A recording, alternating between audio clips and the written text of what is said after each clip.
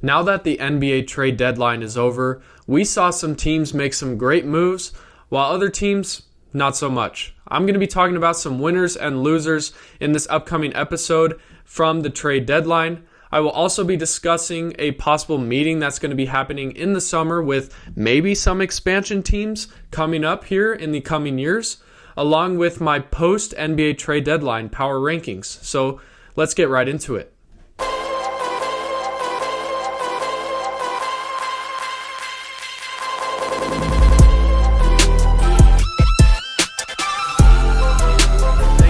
Tuning into podcast number 85 of Sports Talk with JWock. I am your host, Jonah Walkenfuss, and today, like you heard from the intro, we're going to be talking about the post-NBA trade deadline and kind of what went down. I believe there was 28 total trades that went down. I could be wrong on that, but that also includes the Trae Young trade. So some interesting stuff happened in my last episode, or at least my last NBA episode. I talked about how this NBA trade deadline could be very boring and the offseason could be very interesting. I still think the offseason is going to be very good, but this NBA trade deadline was far from boring. It was very entertaining and very fun to track and just see all the star talent get traded. But anyways, let's get into the winners and losers at the deadline, which I just want to clarify.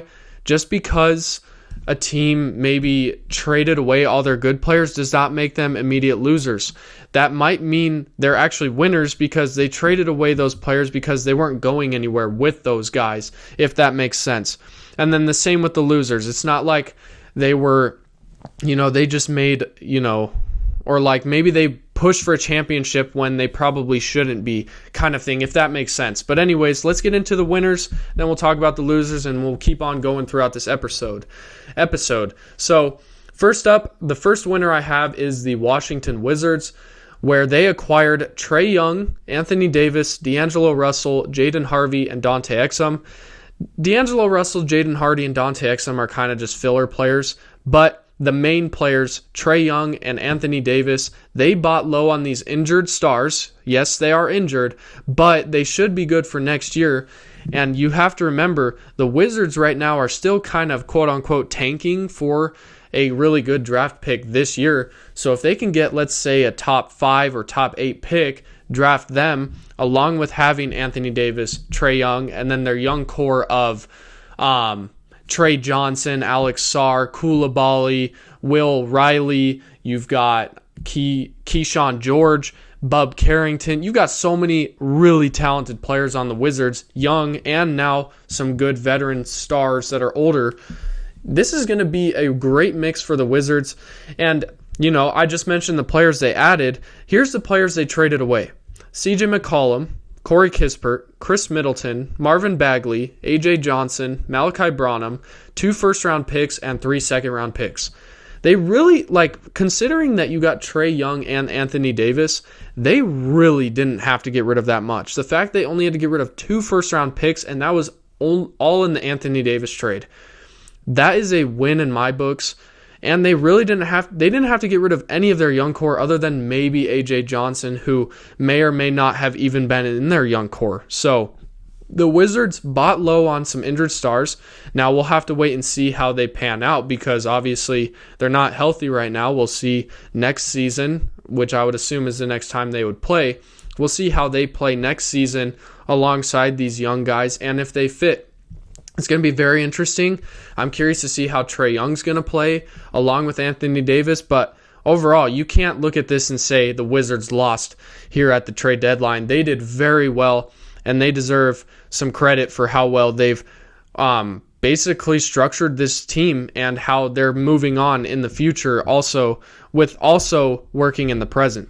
But anyways, that's going to be my first winner. The second winner I have here is the Minnesota Timberwolves, where they basically made smart moves to acquire a win-now talent and saved money while doing it.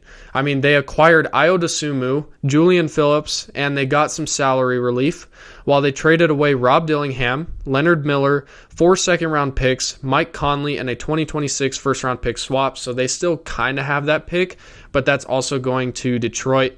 I think Detroit has the more favorable say in that, so that's going to be interesting to keep in mind. But yes, Minnesota had to get rid of Rob Dillingham and Leonard Miller, two players that are both under 23 years old. But right now, it's like it's not like it really matters to them because they're trying to compete for a championship. Anthony Edwards is already a superstar. Julius Randle has been great for them. Rudy Gobert is, not the offensive player that you can rely on, but he's a very good defensive player, along with Jaden McDaniels. Adding a player like Ayo Dosunmu, round of applause to Minnesota.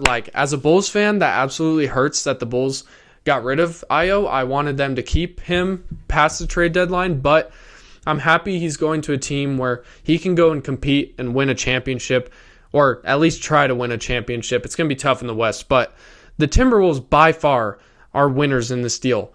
They didn't make a ton of moves, but they made smart moves. And actually, Mike Conley just got released, I believe it was from the Hornets, and I think he's actually interested in re-signing with the Timberwolves. So it's like they basically got Ayo almost for just 4 second-round picks and Rob Dillingham, which isn't bad at all. So shout out to the Minnesota Timberwolves.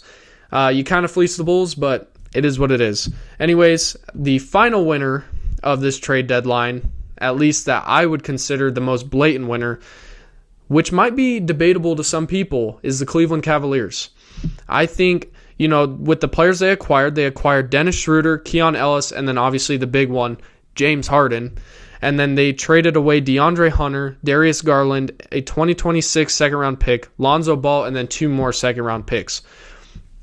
The Cavs actually made some good cap flexibility with some of these moves, especially moving on from DeAndre Hunter. Adding James Harden doesn't help, but as far as the cap space goes. But they added 3 really good players to make a championship push. The Cavs currently, when they had Darius Garland and DeAndre Hunter, weren't really doing much as far as moving the needle to possibly trying to win a championship or even make the championship for all that matters. But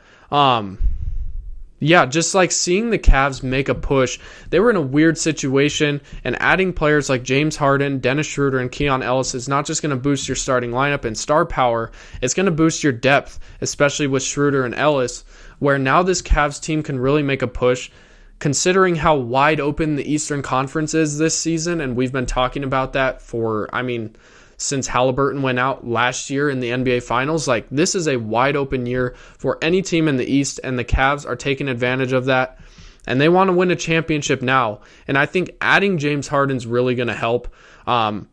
People are questioning the fit with him and Donovan Mitchell. I think it'll be okay. James Harden has worked with players like Kevin Durant and stuff like that, so I think he'll be fine. And he's still a good playmaker, to say the least. But that's going to be my 3 winners. I do have 3 honorable mentions I just wanted to mention real quick.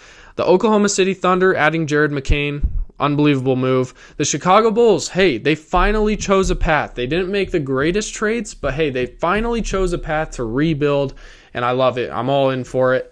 And then the Charlotte Hornets, they've been on a good winning streak. They just lost the other night against the Pistons, which, by the way, that was a crazy brawl, and we probably won't see Isaiah Stewart for a while, but adding Kobe White was unbelievable. They've made some smart moves.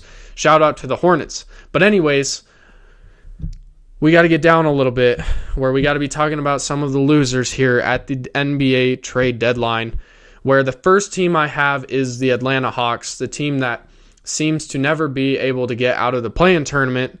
It just feels like they have no direction, and they're stuck in the middle. That's something that I've been saying about my favorite team, the Chicago Bulls, forever, it feels like. It feels like the Hawks really didn't make any significant moves that's going to help them either make a championship push, but it's also they didn't really make any moves that's going to be like, okay, we're kind of going to back up and try to rebuild. The moves they made, so they acquired CJ McCollum, Corey Kispert, Jonathan Kuminga, Buddy Hield, Gabe Vincent, a 2032 second-round pick, Duop Reef, who was later waived, 2 second-round picks, and Jock Landale. They added some decent players, but it's like, are any of these guys really going to help the Hawks make that playoff push? I get you have Jalen Johnson, who, in my opinion, is an unbelievable player. And if you haven't seen what he's done this year, look it up. He is actually one of the best players in the league. But it just feels like the Kuminga move especially just doesn't make sense to me. I understand you're trying to move off of Porzingis, but it just doesn't make sense. But anyways, speaking of Porzingis, the players they traded away were Trae Young, Kristaps Porzingis, Luke Kennard, and Vit Krejci. It just feels like they moved off of some players that could really help them win now, while basically getting players that are not going to help them win now, even though they're still trying to, I think, win now, which make sense. I don't know. Maybe I hope I made that just as confusing to you guys as it is to me, because I have no idea what the Hawks are doing. Maybe they can prove me wrong, and I sure hope so, because they've been in the play-in tournament for a while. So yeah, who knows? But anyways, the second loser I have on this is the New Orleans Pelicans, probably one of the most confusing teams I've ever, one of the most confusing situations ever, and let me explain. So first off, they acquired Dalen Terry, who was later waived, and shout out Dalen Terry, Bulls legend, not really, but just signed a two-way contract with the Philadelphia 76ers, so shout out to him. They also got a 2026 second-round pick and a 2027 second-round pick, so acquiring draft capital is great, but they traded away Jose Alvarado, and you guys are probably like, Jonah, that's a good move. They moved off of a player that they could get value for. Great. But what did Joe Dumars basically go out and say? He says, or at least the Pelicans organization still believes that they are a quote-unquote playoff caliber roster. If you think that Zion Williamson, Trey Murphy, Herb Jones, and whoever else is a playoff caliber team, I don't know what to tell you. Because it's been multiple years where they've had this group and it still hasn't worked out. Derek Queen also, great player, but it's like, if you're a quote-unquote playoff caliber team or playoff caliber roster, why did you trade Jose Alvarado, who can help you in the playoffs? It just doesn't make sense to me. It just feels like the Pelicans are still in a weird situation. I feel like they need to move on from players like Zion and at least Herb Jones. I think Trey Murphy you could hold on to. He looks like a star in the making. But it just doesn't make sense. I just feel like they should have sold, or they should have been sellers at the deadline. Unfortunately for them, they're just in a weird spot, because if you didn't know, for them to get Derek Queen even in the draft, they traded to the Atlanta Hawks their pick with an unprotected pick for this season. So the Hawks get the Pelicans pick this year, no matter what, while also trading, I believe, their current pick that was for this year, which led to the Hawks drafting Asa Newell. So it's like the Hawks got Asa Newell and the Pelicans pick, while the Pelicans only got Derek Queen. And don't get me wrong, Derek Queen's a great player already, and I think he's going to be a great player in the future. But it just doesn't make sense to me. Make it make sense, Pelicans. I don't know what's going on. But anyways, let's get to the final loser that sounds terrible, but really the final loser at the trade deadline, the Miami Heat. I mean, they did literally nothing. They're the one team in the Eastern Conference that made zero moves, where they tried to make a push for Giannis, and they should have known it probably wasn't going to happen anyways. They really didn't have the pieces. In my opinion, I feel like Miami probably was asking for Bam Adebayo. Milwaukee was probably asking for Bam Adebayo, and obviously the Heat don't want to move on from him. The Heat are just stuck in the middle again, and they did absolutely nothing. They didn't even go for a player like Ja Morant, or they tried to, but it didn't work. It's just more like the Miami Heat are turning into the Los Angeles Chargers, where it's just like, if this, if that. Make a move, for goodness sakes. It's like you guys are in so many rumors about trading for a star, and you just have yet to do it. Make a move, Miami, if you're going to make a move. If not, start the rebuild, because clearly this group is not getting the job done. But anyways, that is my 3 winners and losers from this NBA trade deadline. And in this next topic, we're going to be talking about some possible expansion moves. Maybe 2 teams might be expanding into the NBA, so tune in right after this little break. Okay, like you heard from the last topic, there's a chance that 2 new teams could be expanding to the NBA. Those 2 cities, at least, being Seattle and Las Vegas. That could really shake up the league, and let me explain why. So first up, there would be an expansion draft if Seattle and Vegas did decide, or if the NBA did decide to have those two cities become NBA teams. So that would make the league go from 30 teams to 32 teams.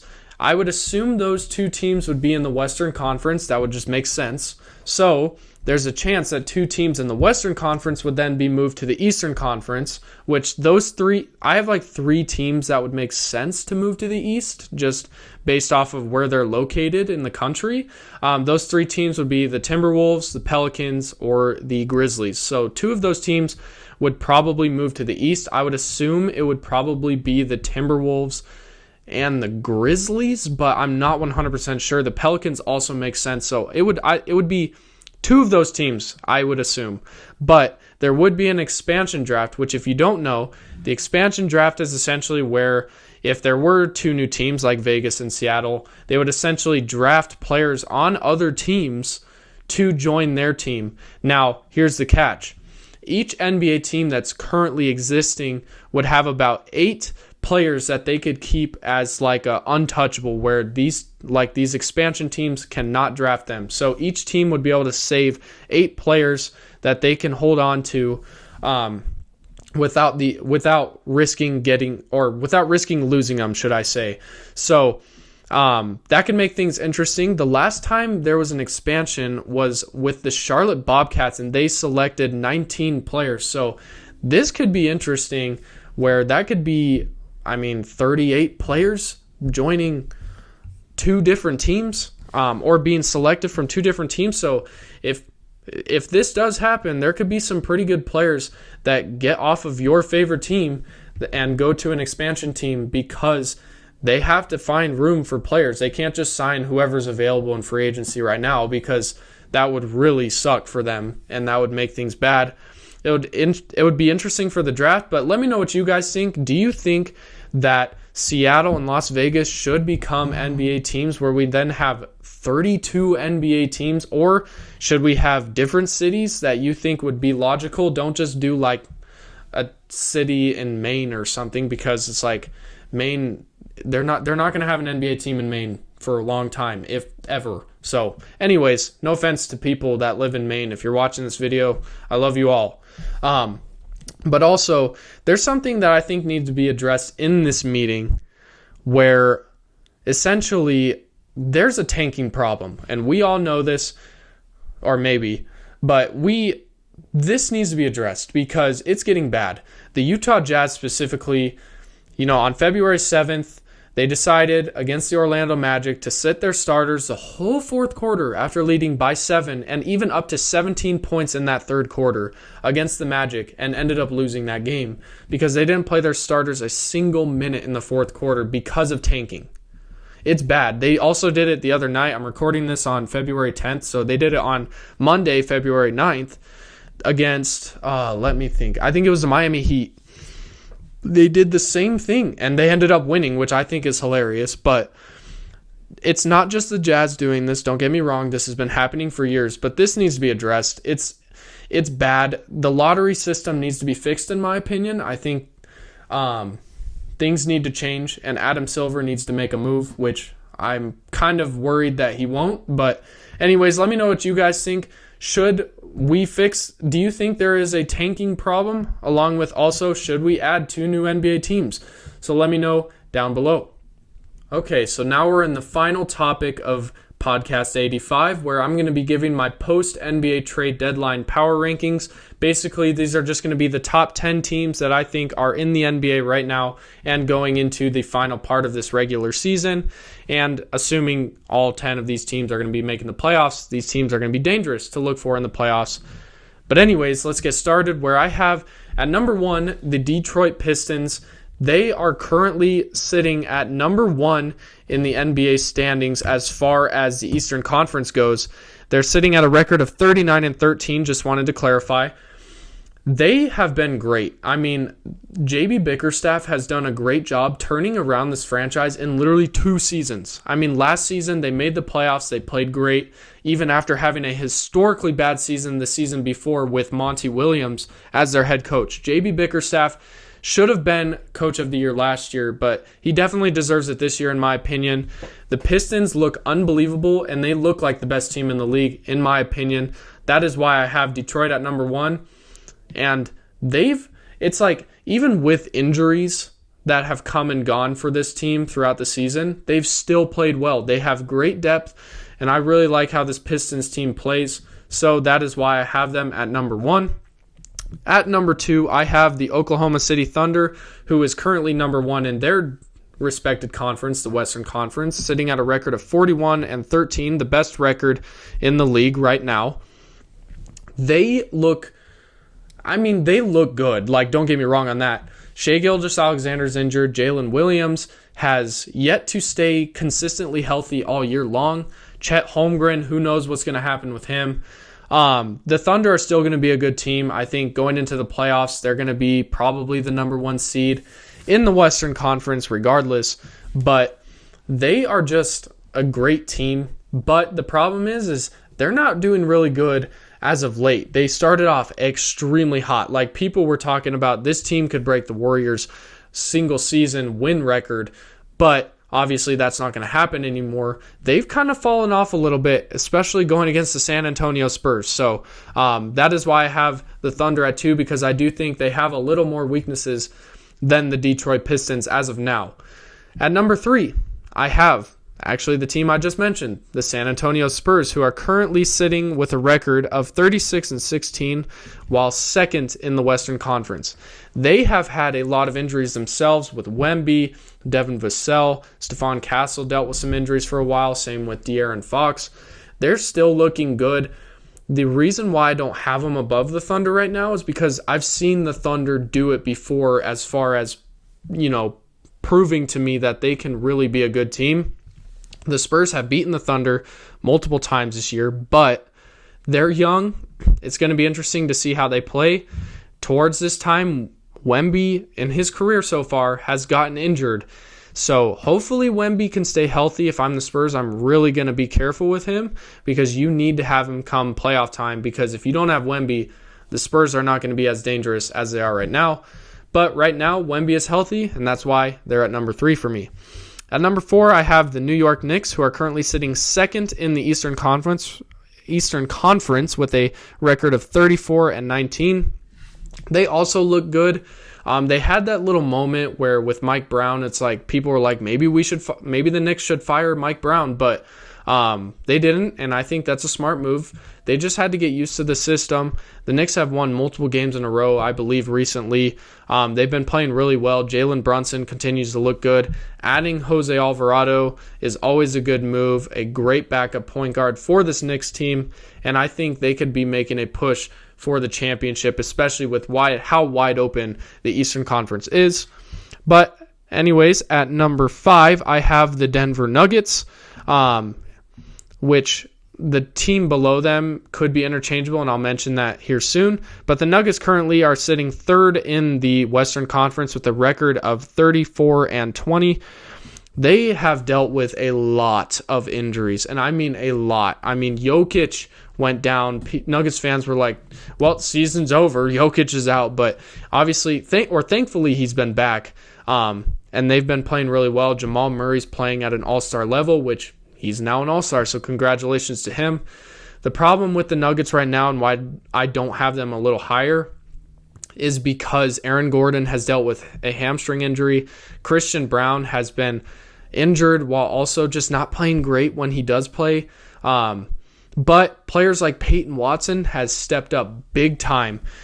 He's now dealing with an injury. So it's just like the Nuggets, if they can be healthy, this team, in my opinion, could be the best team in the league. But right now, they just haven't been healthy as of recent, and that's why I have them currently at 5 on my power rankings. At number 6, the team that I think could be interchangeable with Denver right now is the Boston Celtics, which they're sitting in third in the Eastern Conference with a record of 34-19. The Celtics, in my opinion, are an interesting team. It felt like the Celtics were kind of having like a throwaway year since Tatum went down with that Achilles tear. They've been playing great. I mean, I don't know how else to explain it. They just added Nikola Vucevic, who is going to add another element to offense that they haven't had since Al Horford, which wasn't long ago at all, but still, like, he's going to add that. He's not a good defender, but still, like, this Boston team with Jaylen Brown has been great. Derek White has been great. Peyton Pritchard's been good. And if Tatum can come back, which we just got recent news that he has been practicing 5-on-5 activities with their G League affiliate team. So could Tatum be back come playoff time? That could be interesting. And if he does, that's going to make the Celtics a lot more dangerous, should I say. And that is why I have them at number 6, which I think they could be interchangeable with Denver right now. But I do think Denver's above them just slightly, as of now at least. At number 7, I have the Houston Rockets, who are currently sitting 4th in the West with a record of 32-19. The Houston Rockets are an interesting team. Didn't really do anything at the trade deadline, from what I remember at least. And they're going to be an interesting team. I mean, Amen Thompson has been pretty solid this year. I mean, don't get me wrong. Kevin Durant has been a great addition. I think if this team had Fred VanVleet playing, this team might have been a little higher in the power rankings. But right now, the point guard situation is still a little questionable to me, and that is why I have them at number 7. At number 8, I have the Cleveland Cavaliers, who are 4th in the East. I know I'm just saying most of the teams that are at the higher part of the conference standings, but at the same time, that's kind of how it works. But the Cleveland Cavaliers sitting with a record of 33-21, sitting 4th in the East. Adding James Harden, in my opinion, is going to be really good for the Cavs. Let's just see if James Harden can perform in the playoffs. He's struggled to do so recently, so hopefully him and Donovan Mitchell, along with if Evan Mobley can come back to health, if those three can really get it together, this team could make a run that a lot of people might not be anticipating. Next up, we have at number 9 the Los Angeles Lakers, where they are sitting 5th in the Western Conference with a record of 32-20. Luka Doncic just recently went down with an injury. LeBron James has been on and off with injuries. Austin Reeves has been injured. If this team could play at a healthy rate coming into the playoffs, this team, if you have LeBron James or Luka Doncic on your team, you're probably going to be a threat to get to the NBA Finals. And I think if both of those two are healthy, and if Reeves can continue to play like a borderline all-star, this Lakers team is going to be good. But anyways, we have the final team in this standings, or my power rankings. At number 10, I have the Minnesota Timberwolves, sitting at 6th in the Western Conference with a record of 33-22. The reason why I have them so high, adding Ayo Dosunmu, is you guys might not know how good Ayo Dosunmu really is, but he is a good ball player. I'm telling you right now, he is going to change that element in Minnesota. He's going to take them to the next level. I really do believe that. But anyways, that is my top 10 for the post-NBA trade deadline power rankings. I'll put it up right now here, just on a little graphic here, so you guys can take a look. You can pause it if you'd like to just kind of, review this and just see what you think. Comment down below whether you agree with me or disagree with me, and whether there should be some teams that shouldn't be in my power rankings or teams that should be instead of certain teams. So let me know down below in the comment section below. Well, let's catch my breath. Anyways, that's going to be the end of podcast number 85 of Sports Talk with JWock. I just want to say thank you guys so much for the continuous support. You guys have been incredible, always giving me feedback. It really helps me to continue to improve this podcast. I'm really working hard. I'm determined to continue to give you guys the content you deserve and want to hear, rather than me just being boring. But anyways, thank you guys so much. This was a little longer of an episode. I had a lot to talk about in the NBA. We've got a lot of fun stuff coming up with sports, so stay tuned for that. Hit the like and subscribe and the notification bell so you never miss a video, so you can stay up to date on my content. But anyways, I hope you all have an amazing week. God bless.